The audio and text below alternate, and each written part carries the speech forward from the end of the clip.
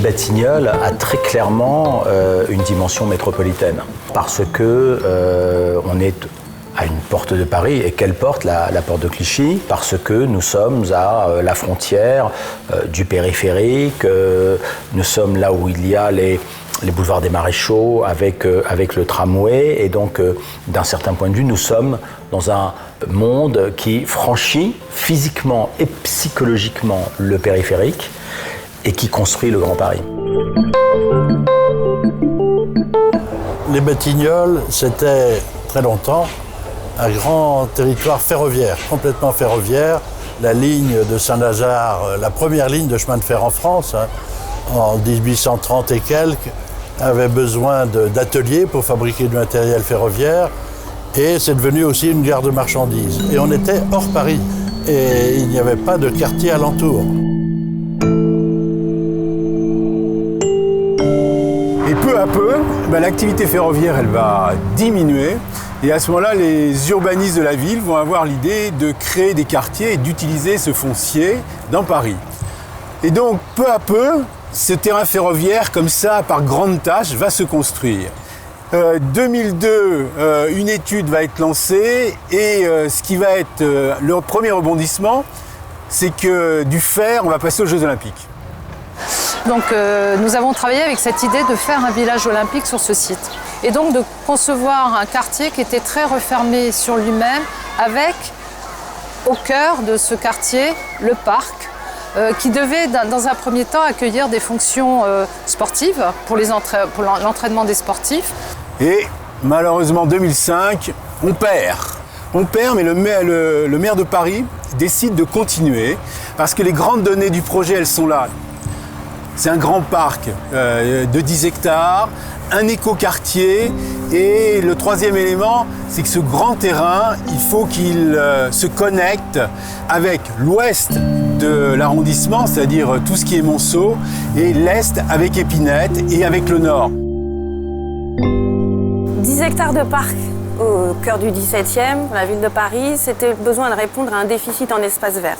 Donc le parc est un axe structurant et majeur du projet. On trouve à l'est un ensemble de programmes de logement, essentiellement du logement et des équipements qui sont raccrochés au quartier existant et qui se développent donc de la rue Cardinet, le long de l'avenue de Clichy jusqu'au boulevard des Maréchaux.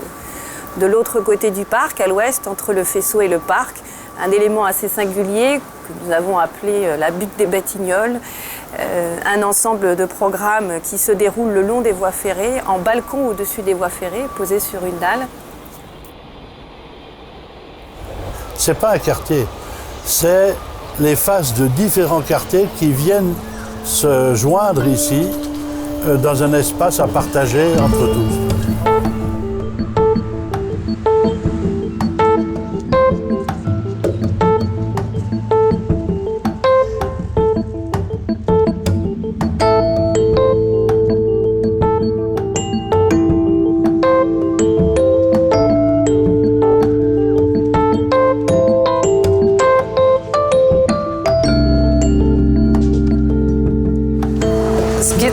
Dans cette opération, c'est que souvent le paysagiste intervient après quand les bâtiments sont faits. Or là, on a vraiment commencé par le parc, par une réalisation de 4 hectares qui ont été livrés en 2007.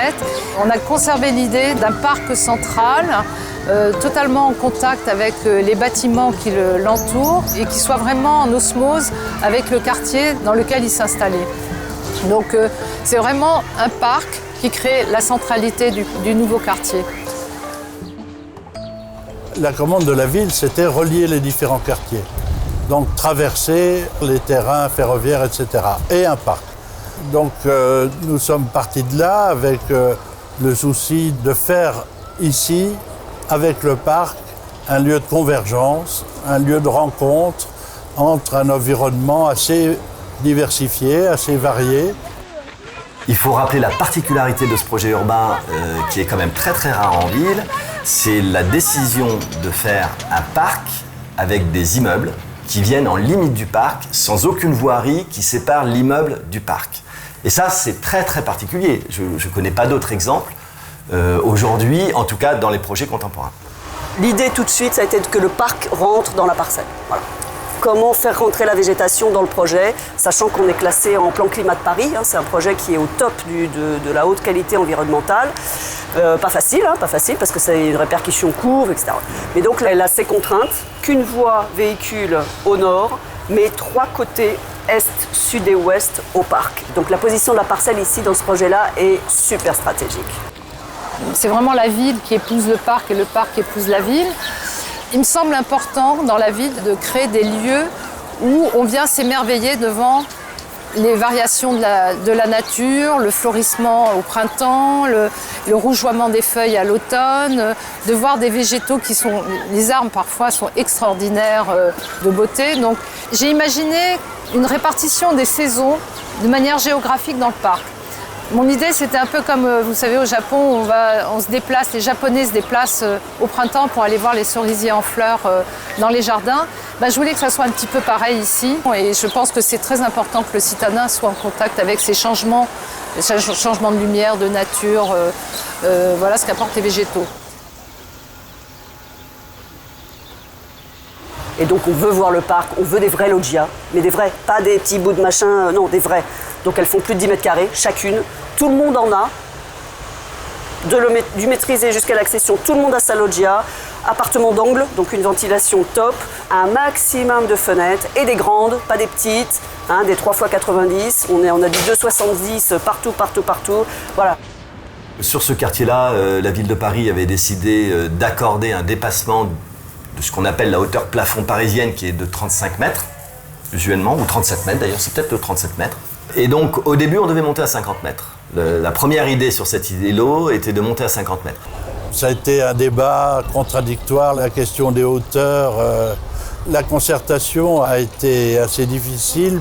Et donc, ici, nous aurons une série de bâtiments à 50 mètres de hauteur qui ont l'avantage de permettre d'aérer les îlots construits, de trouver plus de distance entre bâtiments, plus de vues vers le parc et une silhouette moins homogène, moins massive, avec le même programme.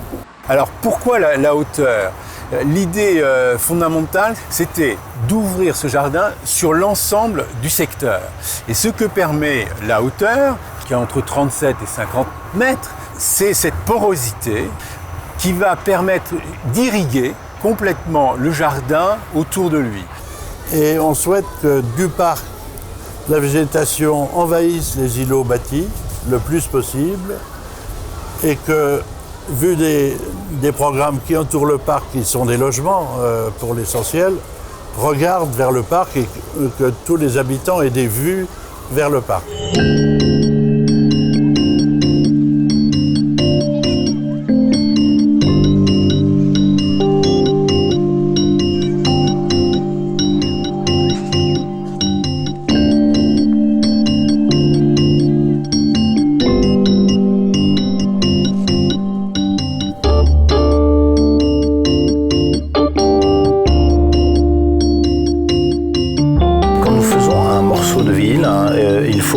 Qu'il ait plusieurs dimensions.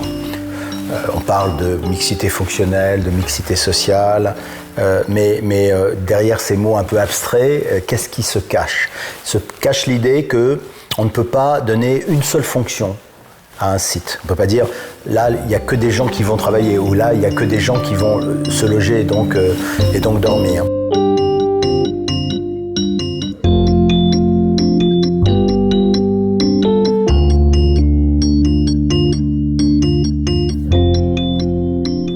L'ADN de la ZAC, c'est la mixité. En fait, il y en a deux. C'est la mixité et le développement durable. Et quand dans le développement durable, il y a la mixité.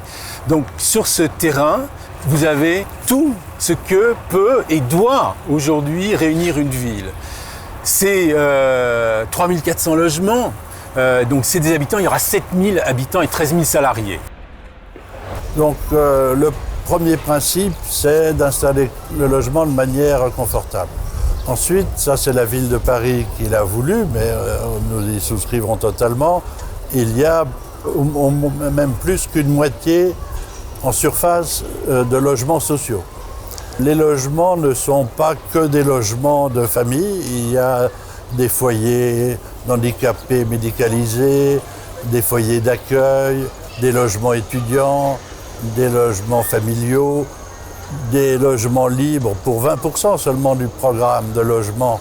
Mais tout le monde remarque les prix élevés de ces 20%, mais il y a du locatif intermédiaire, il y a du logement social. Il n'était pas question d'accueillir tous ces habitants, mais aussi tous ceux qui vont venir travailler dans ce quartier, puisque nous souhaitons un dynamisme économique important, sans qu'il y ait d'équipement public, à commencer par les crèches, les écoles, un collège, mais aussi des lieux pour accueillir des associations. Mais nous avons également accueillir un cinéma avec 7 salles, et ce ne sera pas uniquement pour les gens qui vivent dans ce quartier, mais bien sûr pour tout l'environnement. Il y a un pari qui n'était pas gagné, qui était celui de faire venir travailler des gens sur le secteur de Clichy-Batignolles. Finalement, on est aujourd'hui dans un quartier essentiellement résidentiel où on trouve ponctuellement des activités installées dans des anciens immeubles haussmanniens. C'est de l'activité de bureau plutôt diffuse. Et lorsqu'on a développé le projet avec cet objectif de faire venir 6000 salariés, plus tous les salariés du palais de justice, de la DRPJ, tous les gens qui viendraient sur ce secteur simplement pour y travailler, le parc est devenu un élément déterminant dans le choix. Parce que demain, les futurs utilisateurs, les investisseurs se disent on va pouvoir offrir une qualité aux gens qui travaillent dans les bureaux qu'on ne trouvera pas ailleurs.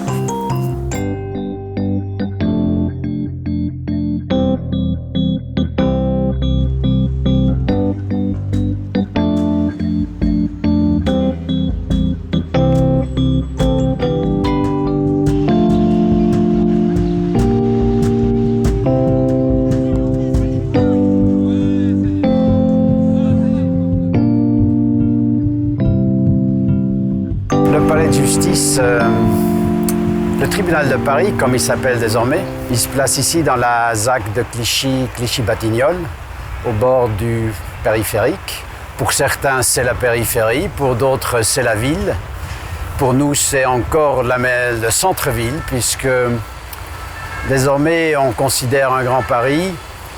Et pour bien faire comprendre que l'implantation de ce bâtiment dans cette soi-disant périphérie de la métropole est une volonté, je pense, politique et une nécessité du développement de nos grandes métropoles. Il est évident qu'un bâtiment qui va attirer, il attire déjà en lui-même 8 à 9 000 visiteurs par jour, mais transforme un peu tout ce quartier en cité judiciaire, puisque vous savez qu'il y a aussi la DRPJ, enfin la Direction Régionale de Police Judiciaire, qui sera ici. Donc c'est quelque chose qui va transformer, qui commence déjà aujourd'hui à transformer le quartier. Il faut également qu'il y ait un emblème, un signal, comme on dit aujourd'hui. Et de ce point de vue-là, le tribunal de grande instance est le geste architectural qui permet de signaler la création d'une nouvelle centralité urbaine. Et en même temps, nous avons besoin de quelque chose qui soit un lieu d'attractivité, de passage. Et c'est ce qu'est également ce tribunal de grande instance. Notre idée était tout de suite de se dire, quand on se promène dans le jardin, qu'on regarde donc vers le nord ou vers le nord-ouest, on voudrait que le bâtiment soit le plus élégant possible, le moins impactant possible. L'idée a donc été de tourner cet élément vertical de sorte à avoir le côté le plus étroit vers le parc et d'offrir une grande façade vers l'est et vers l'ouest, offrant ainsi la vue à la majorité, aux 80-90% des occupants, la vue sur Paris, soit sur Montmartre, soit sur la Tour Eiffel, pour simplifier.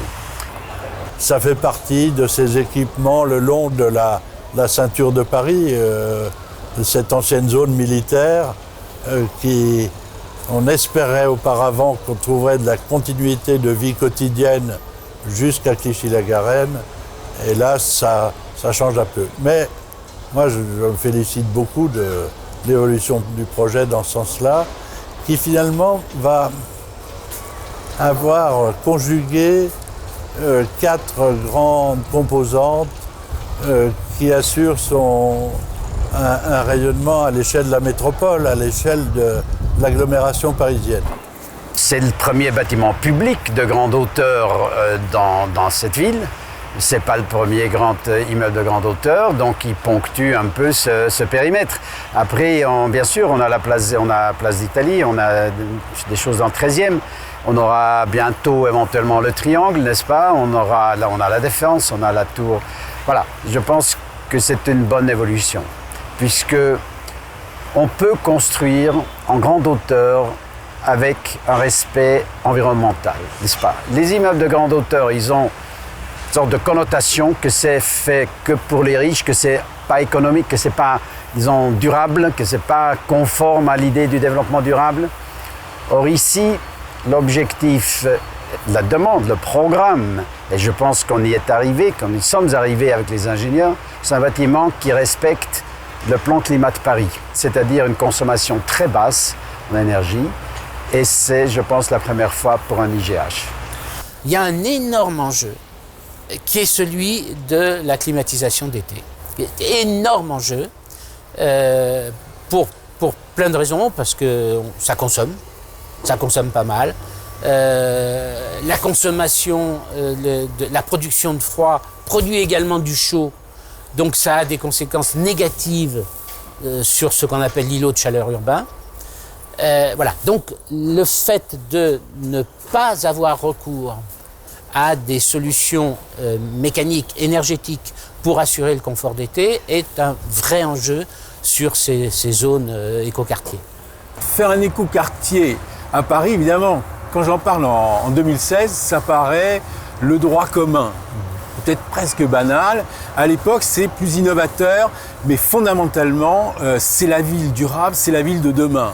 Et aujourd'hui, on n'imagine pas faire un quartier de Paris sans écoquartier, c'est-à-dire de prendre en compte toutes les préoccupations de développement durable. Alors, qu'est-ce qui est extraordinaire ici? C'est la taille. C'est le fait que c'est assez tôt pour l'urbanisme parisien et c'est 54 hectares. Bon, il y avait une option zéro CO2, c'est-à-dire que la ZAC, une fois terminée et en activité, devait produire de son énergie renouvelable de sorte qu'elle compense en émissions de gaz à effet de serre les consommations de la ZAC. L'idée, c'est de produire de l'énergie avec deux directions. La première, on a besoin on a besoin de chaud, on a besoin d'électricité dans les bâtiments. Le chaud, l'idée, c'est celle d'un réseau de chaleur avec une source qui est la géothermie profonde. En fait, on utilise les calories de l'eau de l'Albien, eau dont la température est située entre 25 et 28 degrés. Et ensuite, on transfère ces calories vers des pompes à chaleur qui rehaussent la température pour produire de l'eau chaude sanitaire ou du chauffage urbain. L'idée, c'est de couvrir en fait les besoins en chaleur de 80% de la ZAC Batignolles, soit environ 6500 habitants. Alors après, il y a la question de l'électricité. Donc la question de l'électricité, effectivement, on peut déjà en produire à partir du chaud.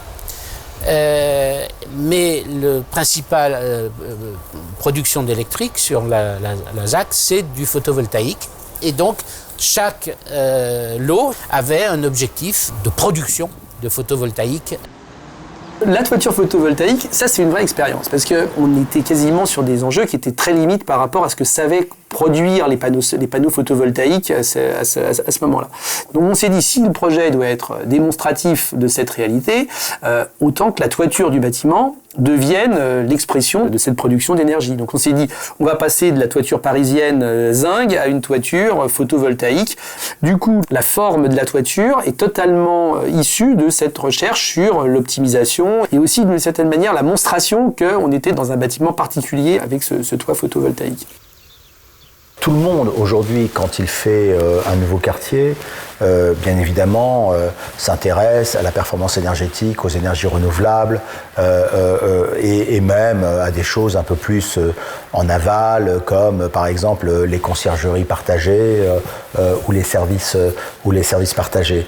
Ce qui me paraît important, c'est justement d'être capable de prendre en compte l'ensemble des dimensions qui concerne ces nouveaux quartiers et de faire en sorte que ces nouveaux quartiers soient quand même insérés dans une trame urbaine, dans un tissu urbain qui soit celui de la ville telle qu'elle existe. Il ne faut pas avoir des espèces d'entités complètement hors sol. Dans une ville comme Paris, ça n'aurait aucun sens. Je pense que ce que nous avons réussi à Clichy-Batignolles, c'est justement d'intégrer en quelque sorte ces préoccupations du XXIe siècle, mais de faire en sorte que ce soit dans un contexte urbain qui est celui de la ville de Paris. Et cette ville de Paris, elle existe depuis des siècles et des siècles.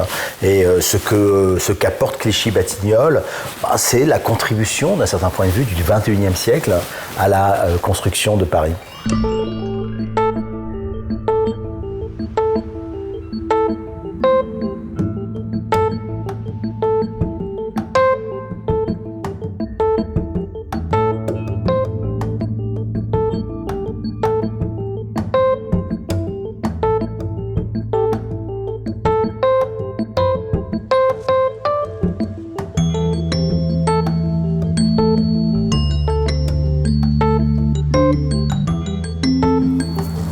Le parc, c'est un élément fédérateur métropolitain. C'est un parc qui va venir attirer des habitants de Clichy, la Garenne, mais bien au-delà du XVIIe.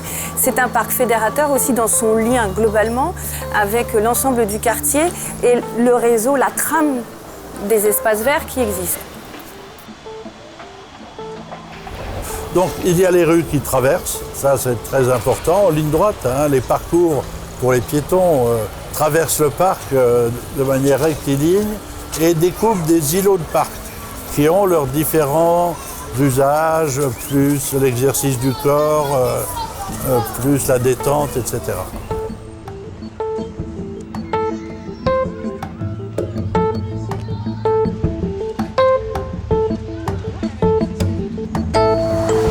On a dessiné vraiment la trame des allées, s'inscrit dans la prolongation des rues de la ville. Ce qui fait que quand on est dans le parc, on voit les perspectives de ces allées continuer par les perspectives des rues. Et inversement, quand on est dans les rues, on voit les rues qui se prolongent à l'intérieur du parc. Aujourd'hui, finalement, c'est un territoire avant qui était complètement fermé et replié sur lui-même avec l'ensemble des activités ferroviaires qui occupaient les sites. C'est maintenant un territoire qu'on traverse, donc on peut aller d'un quartier à un autre en empruntant les voies, les chemins. C'est une impression de pouvoir traverser aussi, simplement parce qu'on perçoit dans la perspective d'une rue ou d'une voie l'entrée du parc, la verdure, bien évidemment, qui est extrêmement présente et qui signale ce parc, et qu'on voit aussi la perspective de l'autre côté du parc. Une grande partie des voies nouvelles sont installés au-dessus du chemin de fer, le RERC, avec une voie qui, le long du boulevard des Maréchaux, du boulevard Berthier, qui passe au-dessus. Une voie nouvelle de grande ampleur, de 800 mètres de long, qui est au-dessus de fonctions ferroviaires annexes. Et des immeubles de bureaux qui sont aussi au-dessus de fonctions ferroviaires, le long du faisceau, et qui font écran contre le bruit des trains nombreux qui passent.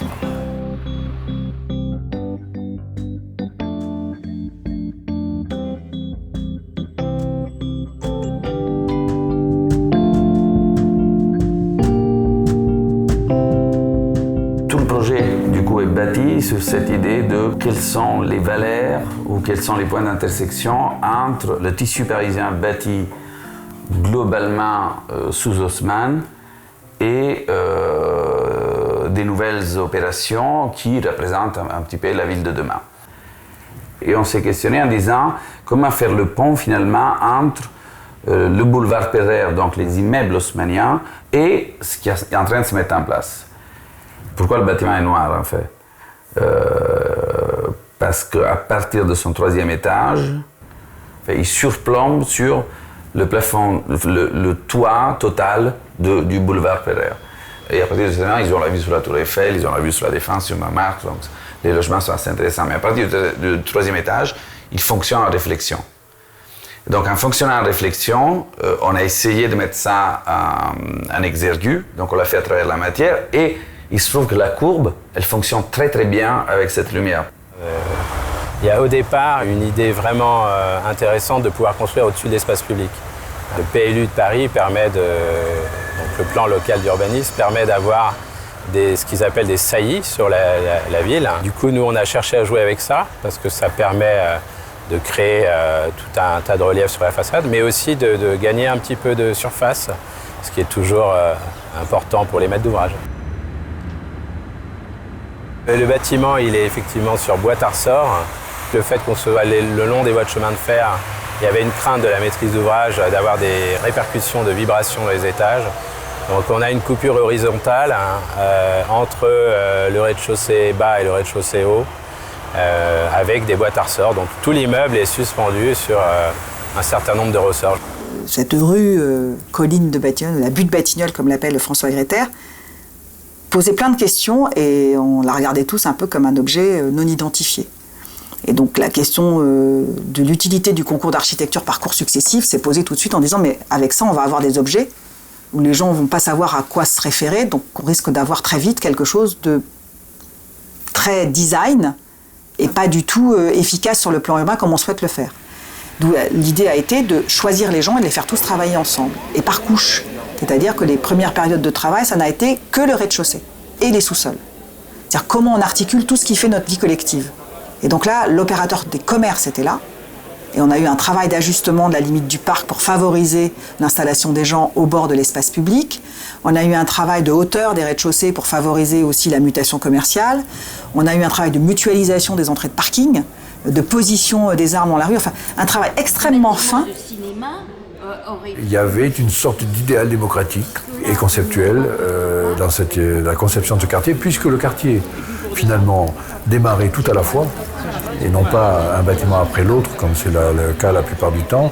Et donc l'idée est venue à la ville de créer donc un atelier, l'atelier de Batignolles, la maison des projets, et de rassembler tous les concepteurs et les maîtres d'ouvrage, et les services de la ville, et quelquefois même la population du quartier, c'est-à-dire notamment les associations d'usagers, de façon à se réunir assez souvent. Nous avions un atelier à peu près tous les 10 jours qui durait toute la journée. Tous les projets étaient montrés, discutés, et il y avait un fond de maquette qui représentait tout le quartier, et nous arrivions chaque concepteur arrivait avec son petit colis, là, son petit immeuble en carton, et nous posions l'immeuble en carton sur la maquette, l'autre posait son immeuble, et ainsi de suite, c'est-à-dire que le miracle se produisait chaque fois, c'est-à-dire le quartier, en quelques secondes, naissait comme ça, et évidemment, c'était très utile, parce que ça permettait de voir le rapport d'un immeuble à l'autre, de voir les choses qui allaient, les choses qui n'allaient pas, de voir... et de discuter entre nous d'une façon assez libre, puisqu'il n'y avait pas de témoins, des accords que nous pouvions passer les uns avec les autres pour faire le quartier le mieux dessiné possible, quoi, le plus créatif possible. Les promoteurs sont arrivés un peu frileux et curieux, néanmoins par cette nouvelle démarche qui leur était proposée. Frileux parce que finalement, ils n'avaient pas choisi et fait le projet avant de participer à l'atelier. Ils ont été désignés à l'issue d'une consultation sur une page blanche. Ils sont venus avec nous choisir leurs architectes et donc il y avait comme un chemin pas tout à fait clair pour eux, un cheminement à partager avec nous dans la manière de faire leur projet.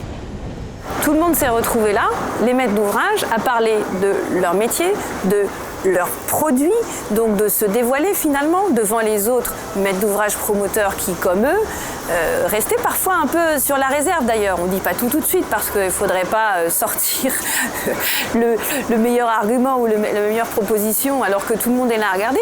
Et finalement, ça leur a aussi, ça a créé entre eux une émulation. Comme c'était très contraint, il fallait dire mais comment on invente quand même quelque chose de sympathique ? Parce que entre les bureaux alignés le long du faisceau ferroviaire, les logements orientés à l'envers, parce que d'habitude ce sont les chambres qui sont à l'est et les séjours à l'ouest, et là c'est le parc qui est à l'est, l'idée qu'il y a quand même des différences de niveau, on a 10 mètres à rattraper de chaque côté. Donc l'idée a été de faire travailler tout le monde ensemble plutôt de se dire qu'on fait des concours d'architecture et que c'est en fait la question de l'écriture architecturale qui va donner la solution. On s'est dit la solution on ne l'aura qu'en co-construisant les choses. Donc co-construction avec les investisseurs, avec les promoteurs, avec les architectes, avec les services techniques, avec les opérateurs et avec les habitants. Les maîtres d'ouvrage étaient là. Au début, ils étaient très fâchés. J'ai commencé moi à maître d'ouvrage, me faire revenir à l'école à mon âge, voilà. Et puis, au fur et à mesure que le temps a passé, les maîtres d'ouvrage se sont pris au jeu, je dois le reconnaître, et ont été très enthousiastes. Et ça a été très bien, parce que les éternelles discussions que l'on a souvent sur les projets, dans lesquels on conçoit un projet, et ensuite il est confronté aux réalités économiques, et le maître d'ouvrage cède sur un certain nombre de choses qui mènent à des économies, voire quelquefois à des déshabillages du projet, ça ne s'est pas produit, parce que le projet a été conçu en une seule fois, en présence du maître d'ouvrage, qui voyait bien l'intérêt des décisions qui étaient prises sur l'architecture. Et ça a eu des effets très intéressants sur la répartition des volumes, pour laisser des vues à ceux qui sont en troisième rang, laisser des échappées, laisser la vue filer entre les bâtiments. Ça a eu des effets intéressants pour mieux conjuguer, maîtriser mieux les rez-de-chaussée, premier étage, au moins parfois même deuxième étage, où moi j'avais préconisé qu'on ait des activités très en rapport avec la vie collective, avec l'espace public, susceptibles d'évoluer dans le temps, donc très souple pour des reconversions éventuelles. Et là, ça a été mieux coordonné parce que les projets se faisaient en même temps.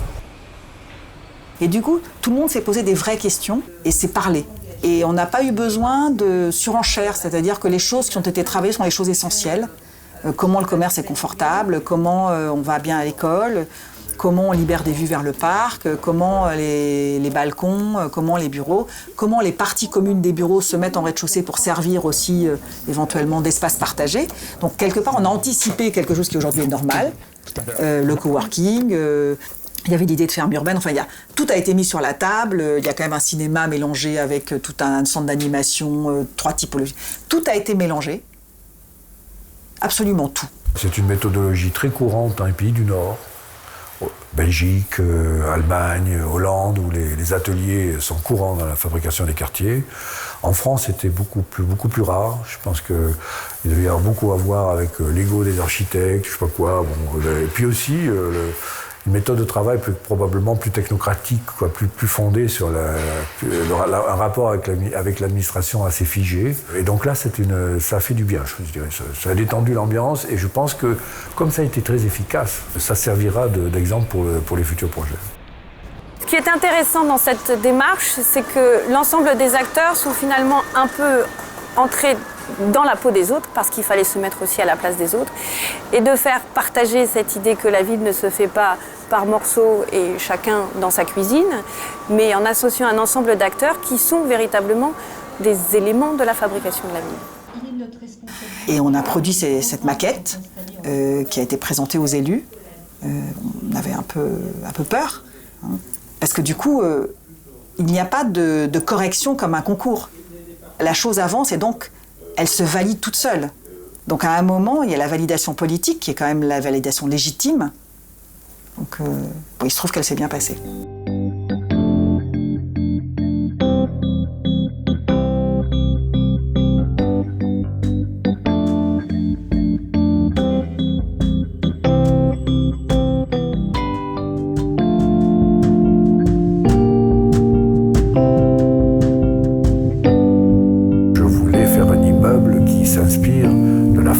Et de l'histoire du lieu, qui a été pendant très longtemps occupé par des hangars, des ateliers. On le longe d'abord par le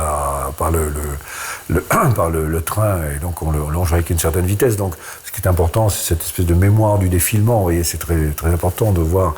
Et donc il y a une répétitivité de la forme, et c'est cette répétitivité de la forme qui vous fait reconnaître l'immeuble, Lorsque vous voyez le premier pignon, vous ne le reconnaissez pas. Au deuxième, vous dites, ah, tiens, j'ai déjà vu. Au troisième, vous dites, oui, c'est bien sûr, c'est l'immeuble de bureau. Et puis le bruit, là-dessus, l'expérience nous a fait aussi regarder ça autrement, parce que ça n'est pas tellement le bruit qui est important. Le bruit de fond n'est pas très élevé en décibels. Par contre, ce sont les crissements. C'est-à-dire que les trains se rapprochent de la gare à cet endroit-là, donc ils sont aiguillés, ils changent de voie, et à chaque fois que le train change de direction, il y a un crissement des roues sur les rails, et ça, c'est très désagréable. On est, pour Réseau, juste en face de la nouvelle grand quartier qui s'appelle Clichy-Batignolles, le long des voies ferrées. Donc une situation un peu atypique, mais assez remarquable, parce que je pense que donc, quand on rentre dans Paris et qu'on quitte Paris, on voit forcément le bâtiment, ce qui est très agréable.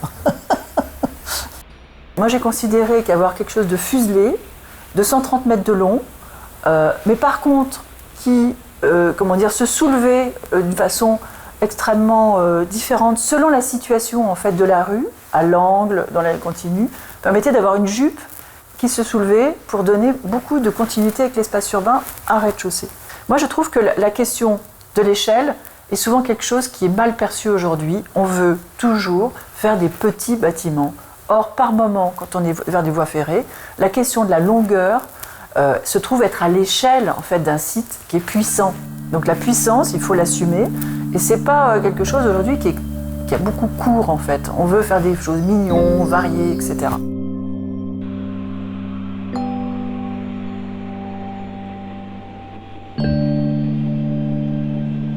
Aujourd'hui, on a des dispositifs techniques qui permettent très largement de faire des doubles pots et de se protéger du bruit, comme on se protège de la chaleur, etc. Donc on retrouve, je dirais, des systèmes classiques de jardins d'hiver, de double épaisseur, qui permettent de s'installer au bord des infras. Après, évidemment qu'on ne vit pas au bord d'une infra comme quand on vit dans un pavillon. Mais on n'a pas les mêmes avantages, on n'a pas les mêmes inconvénients. Comme moi j'ai l'habitude de dire, je pense que la métropole, c'est différentes façons d'habiter la grande ville. Au-delà de la question des nuisances, peut-être sur ce secteur, c'est comment ce secteur arrive à être en relation avec le reste de la ville. Il ne faut pas oublier qu'il est 10 mètres au-dessus du sol, 10 mètres au-dessus de la rue Cardinet, 10 mètres au-dessus du parc et des voies ferrées, et qu'il a fallu tisser un ensemble de relations avec son environnement pour qu'il puisse devenir non pas rester un isolat, mais devenir véritablement un élément dynamique de l'ensemble de ce quartier. On ne parle plus des voies de chemin de fer, nous. On a décidé de parler du fleuve ferroviaire. C'est-à-dire qu'on considère que l'infrastructure n'est plus un mal nécessaire. Il faut trouver les moyens de l'intégrer en ville et de le regarder positivement. Dans la ville où il y a des bruits, on entend les enfants qui crient et ça ne nous déplaît pas. On peut entendre les bruits, ça ne nous déplaît pas, et les bruits du train non plus. Donc il faut réintégrer l'infrastructure en ville. Et à l'intérieur même de la passerelle, on va développer une passerelle qui est un lien entre une structure et un espace public, de manière à faire en sorte qu'on soit même sur le fleuve ferroviaire dans une situation publique et orientée. D'un côté au nord, on aura un balcon sur la deuxième partie de la passerelle, c'est-à-dire que la structure va descendre et s'ouvrir vers le paysage, et aller à contrario sur la partie sud, elle va s'ouvrir sur la gare Saint-Lazare. Donc regardons-le comme si c'était un lieu de plaisir urbain, et on va s'y attacher. Lorsque j'ai été élu député, le premier dossier que j'ai saisi à bras-le-corps, c'est la saturation de la ligne 13, qui déjà posait problème à beaucoup d'usagers, compte tenu des gares qu'elle dessert et également de la fourche avec 2 branches, dont l'une va vers Asnières, l'autre vers Saint-Denis. Et nous avons pu, à partir de 2006, commencer à travailler pour justement désaturer la ligne 13, et nous avons abouti au prolongement de la ligne 14 qui s'était arrêtée malheureusement à la gare Saint-Lazare. Et puis l'important, c'est aussi qu'il y ait des connexions entre ces transports en commun. Et donc nous avons travaillé, que ce soit pour le tramway ou que ce soit pour le métro, à ce qu'il y ait ces connexions. Elles sont très importantes. Et puis la nécessité aussi de réduire le bruit, de réduire la pollution dans cette ville. Je pense à un transport régulier et qui nous est indispensable, quotidien, qui est celui des poubelles. C'est pour ça que nous avons voulu innover dans ce quartier en installant la collecte pneumatique. C'est la première fois que la ville de Paris développe un système de collecte pneumatique pour le traitement des déchets. L'ensemble de ces déchets sont amenés vers un terminal de collecte pneumatique qui lui-même est resté au nord du projet près du périphérique et qui est en relation avec le centre de tri des déchets et la Basse-Frais qui permettent l'acheminement d'une partie des déchets par voie ferroviaire. Donc il y a une recherche, cette collecte des déchets par le biais d'une collecte pneumatique répond au souci de pouvoir limiter au cœur de Paris la circulation d'un nombre important de véhicules. La contribution particulière de Batignolles, c'est qu'il y a dans Paris un secteur dont on ne parle jamais dans ce projet, mais de logistique urbaine, avec un centre de tri des ordures ménagères, avec du fret ferroviaire, avec une centrale à béton, une gare d'autocars de tourisme en principe, et avec une collecte pneumatique des ordures. Donc toutes sortes de questions logistiques que pendant longtemps on a renvoyées dans les parties moins gâtées de l'agglomération, pour tout dire hors Paris. Là, elles sont installées dans le projet.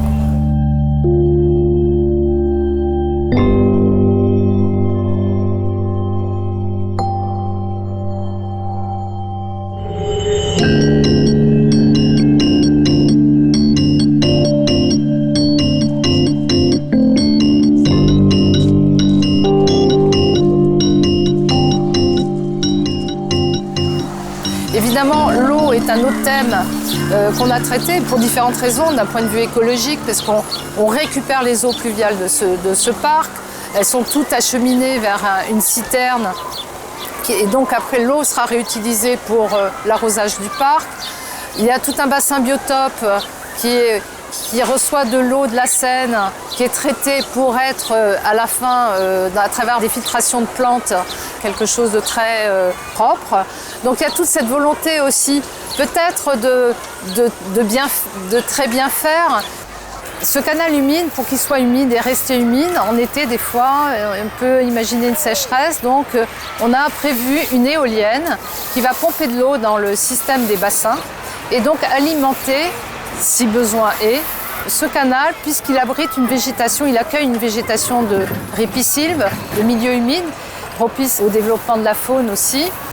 Sur la question des eaux pluviales, on est dans une zone de la région parisienne assez délicate, dans la mesure où les réseaux sont pas mal saturés.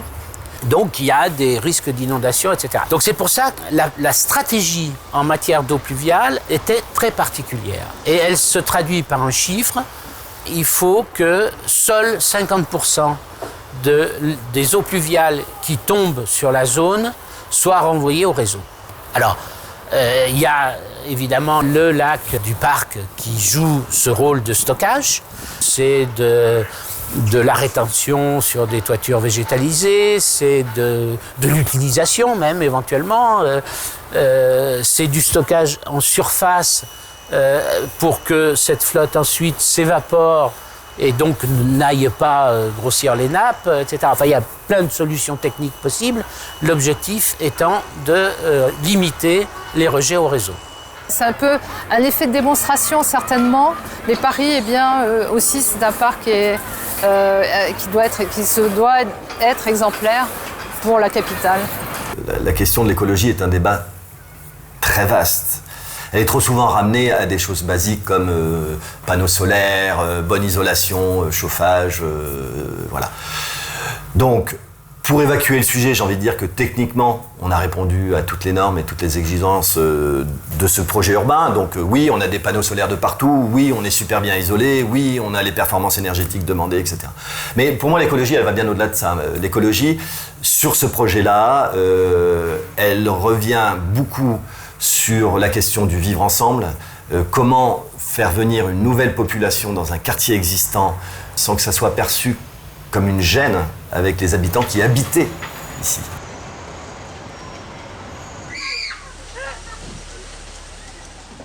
On est dans une ville, il y a des besoins. Il suffisait de voir au début, quand on concevait le parc, les gamins qui tapaient la balle sur le mur de l'église. J'étais faire un mur dans le parc pour qu'ils puissent taper la balle dans le parc. Je veux dire, c'est juste que pour qu'un parc soit habité, il faut lui créer différents lieux d'appropriation, des lieux où on se retrouve avec tout le monde, où il y a du bruit, où on voit les autres jouer, et puis des espaces où on peut s'isoler, on peut être avec son amoureux, son amoureuse, on peut se reposer, faire la sieste. Et donc je pense que les parcs contemporains, enfin c'est comme ça que je les travaille pour ma part, c'est vraiment qu'ils apportent cette multiplicité d'usages qui viennent presque se greffer sur le parc d'eux-mêmes. C'est pas quelque chose qui est imposé et que chacun vient trouver sa place dans le parc et vient de le pratiquer, courir, marcher, flâner, rêver, etc.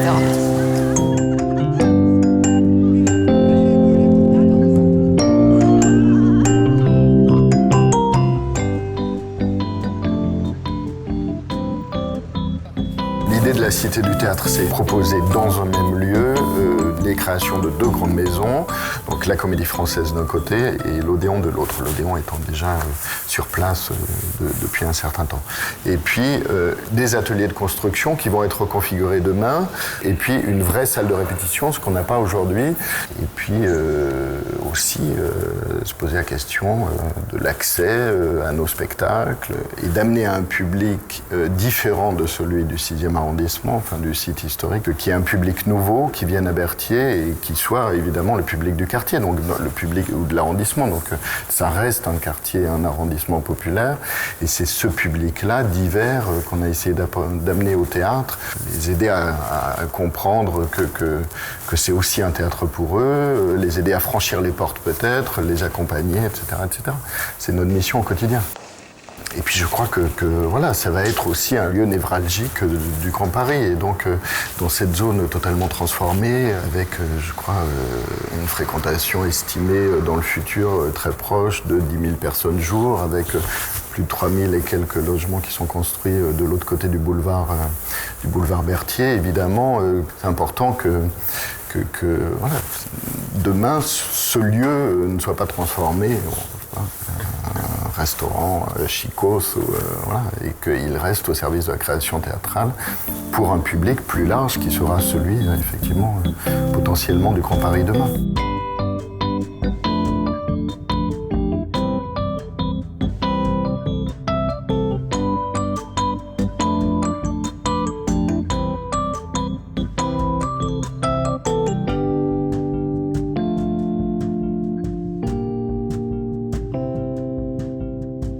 Aujourd'hui, la question qui se pose, c'est quel est le type de paysage qu'on veut préserver à l'échelle métropolitaine ? Sachant que depuis la suppression du département de la Seine, il n'y a plus de corpus commun d'appréciation du grand paysage. Il y en avait un à l'époque du département de la Seine qui n'était pas réglementaire, mais qui était un cadre consensuel. Avec la réduction à Paris à ses limites à l'intérieur du périphérique, les cônes de vue sont limités à Paris. Ce qui veut dire que quand la Défense décide de faire une tour perpendiculaire au Grand Axe, qui est la double tour de Foster, depuis la rue de Rivoli, aujourd'hui vous voyez la Défense dans la profondeur, demain vous ne la verrez plus. Est-ce que c'est un bien, est-ce que c'est un mal, j'en sais rien, j'en fais le constat. Quand ici les Moulineaux construit ce qu'il a envie de construire, ça impacte directement les vues parisiennes. Est-ce que c'est une bonne... Moi, il me semble que c'est un sujet. C'est un sujet. Aujourd'hui, tous les départements travaillent sur des dossiers paysages. On a des outils qui nous permettent d'apprécier les vues à partir de ce qu'on construit, c'est-à-dire ce qu'on va voir, mais aussi d'où c'est vu. D'ailleurs, on l'a mis en œuvre pour le TGI en disant le TGI ne peut pas être mis dans telle ou telle situation. Parce que dans certains cas, il venait obturer les vues depuis l'Arc de Triomphe. Donc on a préservé des vues qui, au niveau du piéton, sont essentielles pour l'histoire de Paris. Ce qui fait territoire commun, c'est aussi ce qu'on voit ensemble. Donc d'où on est vu et ce qu'on voit, donc les grands points de vue. Ce qui m'intéresse d'abord, c'est la singularité, des situations qui nous conduisent à un projet singulier. On aime valoriser ce lieu pour ce qu'il est, sans reproduire ce qui se fait ailleurs, sans avoir du tout cette préoccupation-là, même au contraire, en insistant sur les particularismes locaux. Je crois que c'est notre rôle dans un monde qui se banalise, où les architectures se banalisent, où beaucoup de choses se généralisent trop. Puis on retrouve des thèmes qui, eux, circulent et sont ceux de la société d'aujourd'hui, la vie de voisinage, la vie collective, le rapport aux éléments de nature, à l'eau, au végétal. C'est les fondements de notre travail qui prennent ici une forme, j'espère, particulière, adaptée aux circonstances d'ici. Ce que je trouve qui est intéressant dans Batignolles, c'est que c'est une situation particulière, puisqu'elle est issue du village olympique, dont la ville s'est emparée comme étant un territoire d'innovation permanente. C'est-à-dire qu'à chaque fois, la ville s'est posé des questions en disant comment je peux aller plus loin. Et ça, c'est extrêmement intéressant. C'est-à-dire même sur un processus où à Paris, la pression foncière et l'intérêt pour Paris fait que c'est assez facile d'aller vite et de ne pas se poser de questions, je pense que c'est l'inverse qui s'est produit. C'est que ce territoire a été, la barre a été mise très très très haute et à chaque étape a été remonté d'un cran. Et ça continue. Et puis, on est allé au-delà, puisque nous avons candidaté ensemble avec PBA et les promoteurs et un certain nombre d'acteurs du site à un concours européen. On a gagné ce concours. Pourquoi faire ? Eh bien, tout simplement pour se dire, la performance énergétique, c'est pas instantané, c'est pas au moment où on livre l'immeuble. La performance énergétique, c'est dans la durée. Et c'est une responsabilité partagée. Et puis, si on veut faire un smart grid local, c'est-à-dire, par exemple, échanger de la chaleur entre un bâtiment de bureau qui a besoin d'être chauffé dans la journée et un bâtiment de logement qui a besoin plutôt d'être chauffé dans la nuit, eh bien, il faut que les gens qui gèrent ces différentes entités puissent se parler entre eux et trouver les solutions qui permettent de gérer au mieux ce dispositif. Et là, nous avons monté ce projet, qui est un projet assez exceptionnel, justement parce qu'il n'est pas technologique, il est humain. Voilà, je veux dire, je pense que ce qui a été enclenché à Clichy-Batignolles avec PBA a été un peu la préfiguration de ce qu'on appelle aujourd'hui le Smart Grid et la Smart City, et même, d'un certain point de vue, a anticipé un peu l'appel à projet Réinventer Paris. Et ce en quoi Clichy-Batignolles a été vraiment une sorte de démonstrateur et de préfigurateur de la ville du futur.